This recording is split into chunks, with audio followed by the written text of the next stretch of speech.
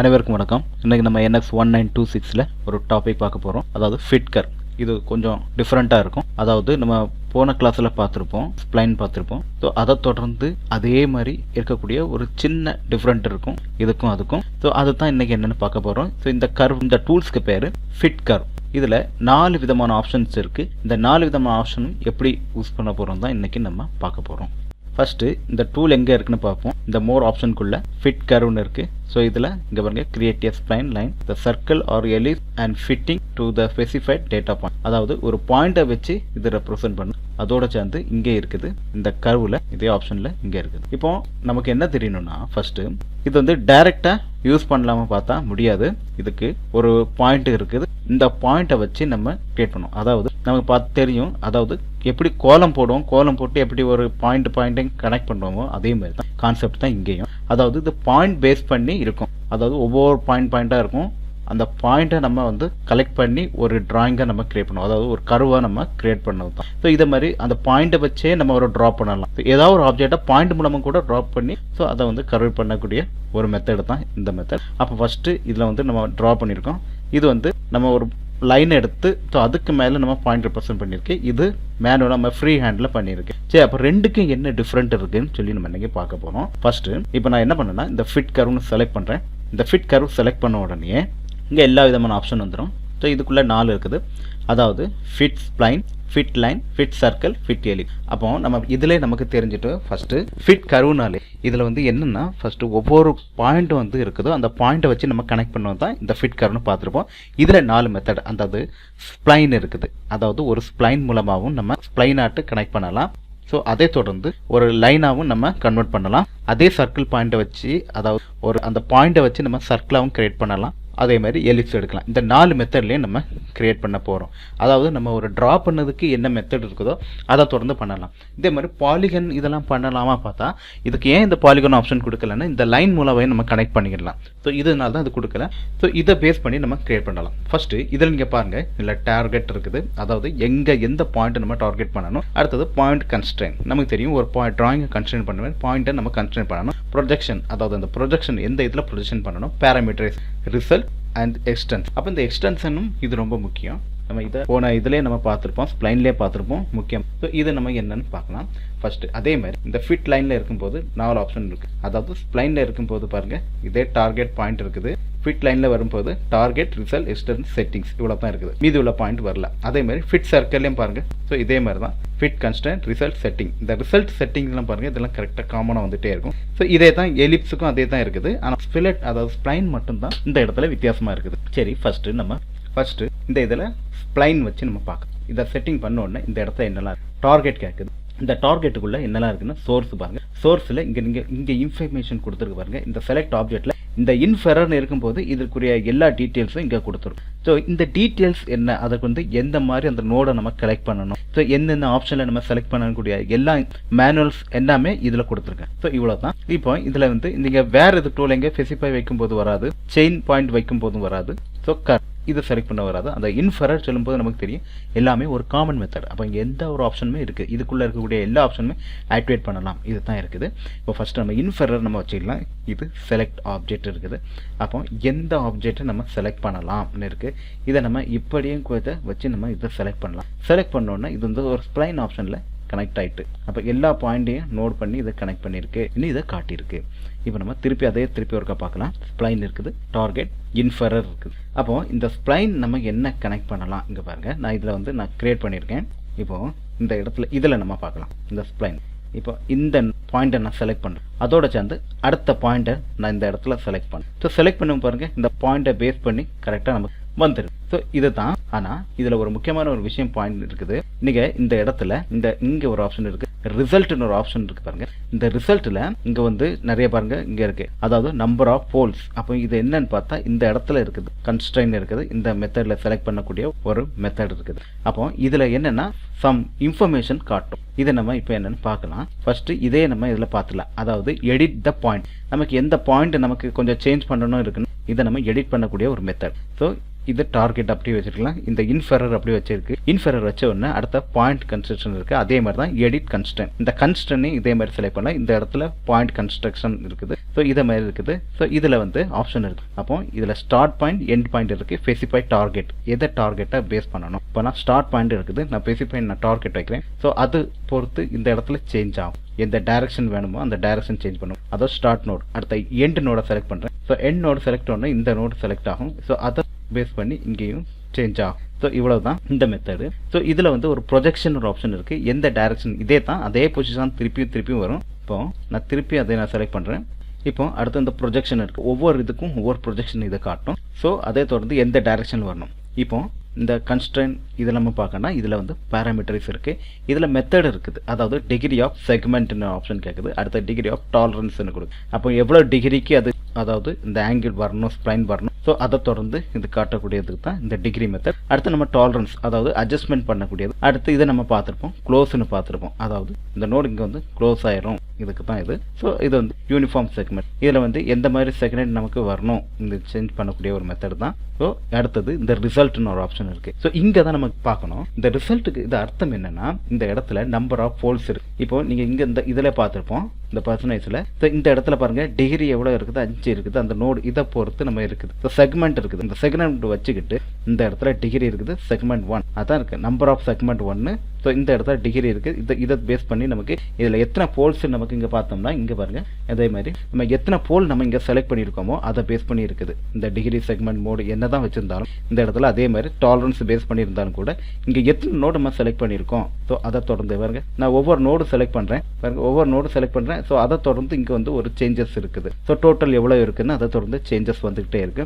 So இந்த இடத்துல பாருங்க மினிமம் எரர் காட்டுது, அதாவது ஆவரேஜ் எரர்னு காட்டுது, மினிமம் ஆவரேஜ். அப்போ இந்த இதில் என்னென்னா இந்த வந்து 0.00.7 அதாவது அந்த ஒரு பாயிண்ட்ல இருந்து இன்னொரு பாயிண்ட் இருக்கக்கூடிய டிஸ்டன்ஸ் இருக்கு, அது வந்து ப்ராப்பராக வரல, அதாவது சில எரர் இன்ஃபர்மேஷன் காட்டும். ஸோ இதை தொடர்ந்து டைரக்ஷன் சேஞ்ச் பண்ணணும், அதே மாதிரி டைரக்ஷன்.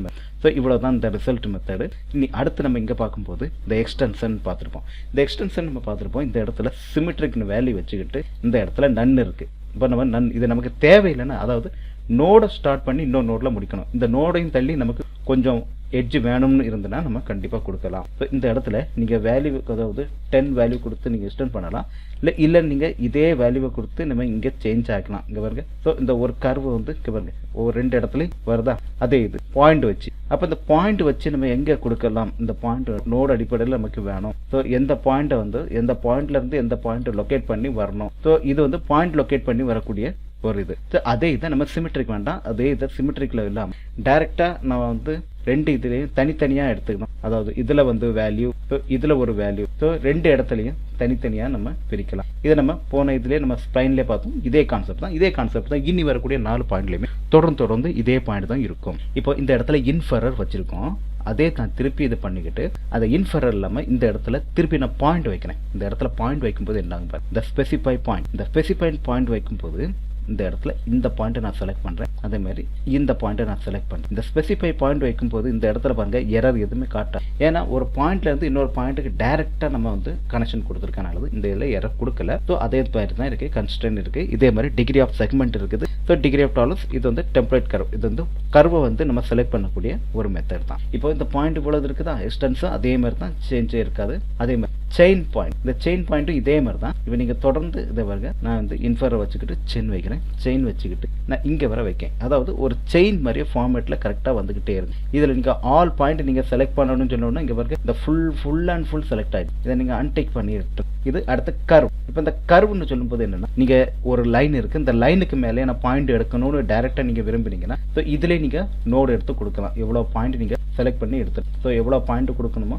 நீங்கள் அப்ளை கொடுத்துருங்க. நீங்கள் அப்ளை கொடுத்துட்டு நீங்கள் இந்த நோடை வந்து நீங்கள் வந்து ட்ராக் பண்ணி கூட எடுத்துக்கலாம். இந்த பாருங்க இந்த நோடை.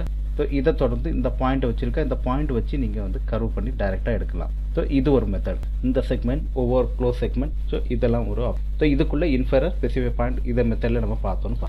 ஆனால் இதை ஃபிட் கர்வில் நான் இந்த ஸ்ப்ளைன் இருக்குது இந்த ஸ்ப்ளைனில் வந்து கொஞ்சம் சேஞ்ச் இருக்கும். ஆனால் இதே நான் ஸ்ப்ளைனை நான் இந்த ஆப்ஷனில் பார்த்தோம். இது வந்து நம்ம ஒரு ஸ்கேலில் நான் பாயிண்ட் எடுத்து நான் எடுத்துருக்குது இந்த இடத்துல, அதாவது லைன் ட்ரா பண்ணி அதுக்கு மேலே பாயிண்ட் லொக்கேட் பண்ணி இதை நம்ம ஃபுல்லாக ட்ரா பண்ணியிருக்கேன். ஸோ இந்த இடத்துல இந்த லைன் இருக்குது. இந்த லைனை நம்ம எப்படி செலக்ட் பண்ணுறோம்னு பாருங்க. ஸோ இதில் எந்த சேஞ்ச் வருதா பாருங்க. இப்போ இந்த இடத்துல இங்கே எந்த டைரக்ஷன் வரணும்னு காட்டுது. ப்ரொஜெக்ஷன் வெக்டார் பேஸ் பண்ணி, வியூ பேஸ் பண்ணி வரும், சர்ஃபேஸ் பேஸ் பண்ணி, அதாவது நார்மல் இசட் பிளான், அதாவது Z axis, Y axis, X axis base பண்ணி வரும். இப்போ இந்த இடத்துல இந்த பாயிண்ட்டை நான் செலக்ட் பண்ணுறேன், அதோட சேர்ந்து இந்த பாயிண்ட்டை நான் செலக்ட் பண்ணுறேன். ஸோ இங்கே பாருங்க இந்த இடத்துல மேக்ஸிமம் எரர் காட்டுது பாருங்க. 0 கண்டிஷன் இருக்கு. அப்போ பாயிண்ட் கரெக்டாக இருக்குது. நம்பர் ஆஃப் போல் இது வந்து 4 செலக்ட் பண்ணியிருக்கு, இதை காட்டுது. So number of segment. So இதே மாதிரி சில இன்ஃபர்மேஷன் இங்கே காட்டு. இது நமக்கு கரெக்டாக இருக்கனால இந்த 0 அப்போ நமக்கு இதில் எவ்வளோ டாலரன்ஸ் வேல்யூ இருக்குது நம்ம இதில் தெரிஞ்சுக்கலாம். சப்போஸ் இதில் சேஞ்ச் வரணும்னா இந்த டாலரன்ஸ் வேல்யூ கொடுத்து நம்ம ஈக்குவல் பண்ணிக்கலாம். ஸோ இது ஒரு மெத்தட். நீ அடுத்து நம்ம பார்க்க போகிறது இதை கொடுத்து நம்ம அப்ளை கொடுத்துடலாம். அடுத்து நம்ம பார்க்க ஃபிட் லைன். இந்த லைனுக்குள்ளே என்னெல்லாம் இருக்குன்னு பாருங்கள். எக்ஸ்டென்ஷன் செட்டிங்ஸ் இருக்குது. ஸோ இந்த இடத்துல டார்கெட் இருக்குது. இப்போ இதுலேயும் கூட நீங்கள் அதாவது 3 ஆப்ஷன் இருக்குது. இன்ஃபரர், ஸ்பெசிஃபை பாயிண்ட், அந்த செயின் பாயிண்ட் இருக்குது. சரி, இந்த இடத்துல இன்ஃபரர் வச்சுக்கிட்டு நான் இதே ஆப்ஜெக்ட் நான் செலக்ட் பண்ணுறேன். இங்கே இருக்கு இந்த இடத்துல இருந்து, அதாவது கொஞ்சம் இடத்துல டேஞ்சன்ட் ஆயிட்டுனா அந்த இடத்துல வராது. அது இருந்தால் கூட எரர் காட்டும். இந்த இடத்துல பாருங்க ரிசல்ட்டில் இந்த இடத்துல எவ்வளவு ஆவரேஜ் எரர், மேக்ஸிமம் எரர் காட்டும். ஏன்னா இந்த பாயிண்ட் வந்து இந்த இடத்துல இருந்து சேஞ்ச் ஆயிட்டு. அப்போ இதுக்கு இந்த பாயிண்ட்டுக்கு இடையில ஏதாவது இந்த லைன், ஏன்னா இது வந்து ஸ்ப்ளைன் அடிப்படை செலக்ட் பண்ண லைன். அப்போ நம்ம எந்த பாயிண்ட்டை நீங்கள் செலக்ட் பண்ணாலும் நீங்கள் அதுக்கு தகுந்த மாதிரி அது சேஞ்ச் ஆகிட்டே இருக்குமே ஒழிய, நோட் ஆகிட்டு இருக்க முடியாது, அதை கர்வ் பேஸ் பண்ணி வராது. இது லைன் வச்சு செலக்ட் பண்ணக்கூடிய ஒரு மெத்தடுக்கு தான் இது ரொம்ப யூஸ் ஆகும். இப்போ நான் இதை திருப்பி காட்டுறேன். இந்த இடத்துல இருக்குதா இன்ஃபரர் சோர்ஸ் இருக்கா, இது எக்ஸ்டென்ஷன் நம்ம பார்த்துட்டோம். இதில் வந்து என்ன வேல்யூ வேணுமோ அதே மாதிரி நம்ம ஈஸியாக கொடுத்து ட்ராக் பண்ணலாம் பார்த்துக்கிட்டோம். ஸோ ரொம்ப ஈஸியான ஒரு எக்ஸ்டென்ஷன் வேல்யூ செட்டிங்ஸ். இது வந்து ஆட்டோமேட்டிக் பாயிண்ட் ரிஜெக்ஷன் இருக்குது. ஸோ இதில் வந்து நமக்கு சில வேல்யூஸை நம்ம சேஞ்ச் பண்ணி கொடுத்துக்கலாம். பாயிண்ட் வந்து ரிஜெக்ஷன் இதில் வந்து எவ்வளோ இருக்குதோ, எந்த வேல்யூ அடிப்பதோ அதன் அடிப்படையில் நம்ம சில பாயிண்ட்ஸ் அடிப்படையில் நம்ம கொடுத்துக்கலாம். நம்ம இதெல்லாம் வந்து செட்டிங்ஸ் பண்ண வேண்டாம். நம்ம ஜஸ்ட் இதை என்னென்னு நம்ம தெரிஞ்சுக்கலாம். இது நம்ம மேக்ஸிமம் யூஸ் பண்ண மாட்டோம். ஆனால் இந்த பாயிண்ட்டை வச்சு நம்ம வேறு ஆப்ஷனுக்கு நம்ம யூஸ் பண்ணோம். அதாவது நமக்கு இதை நோட் அடிப்படையில் செலக்ட் பண்ணலாம் சொல்லி இதை நம்ம தெரிஞ்சுக்க வேண்டியது அவசியம். இப்போ இன்ஃபரரில் நமக்கு வந்து இங்கே இருக்குது. இதை வந்து ஆவரேஜ் நம்ம கரெக்ட் பண்ணணும். இதை நீங்கள் ஸ்பெசிஃபை பாயிண்ட்டை நீங்கள் டைரெக்டாக கொடுத்துன்னு வச்சுங்களேன் இந்த இதில். ஆனால் அதே மாதிரி தான் இதில் வேல்யூஸ் வராது. ஸ்பெசிஃபை பாயிண்ட் இருக்குது, இந்த பாயிண்ட், இந்த பாயிண்ட். நீங்கள் இந்த ஸ்பெசிஃபை பாயிண்டில் பாருங்க, இந்த இடத்துல பாருங்க வேல்யூ 0 காட்டிட்டு நான் அதே இதை நான் இங்கே கொடுக்குறேன். இந்த வேல்யூ அதே இதை லைன் வச்சுக்கிட்டு ஸ்பெசிஃபை பாயிண்ட் இருக்குது இங்கே கொடுக்கேன். இந்த இடத்துல அதே மாதிரி ஒரு பாயிண்ட் இருக்குது. ஆனாலும் இது வந்து நமக்கு கரெக்டாக நமக்கு ஒரு டேஞ்சன் இதே மாதிரி இதுலேயும் டைரெக்டாக நமக்கு காட்டிடு. ஸோ இந்த பாயிண்ட் அதாவது ஒரு லைன் பேஸ் பண்ணி இருக்குது, அதனால நமக்கு இது இருக்குது. அதே இதை நான் செயின் ஃபார்மேட்டில் நான் காட்டுறேன் பாருங்க.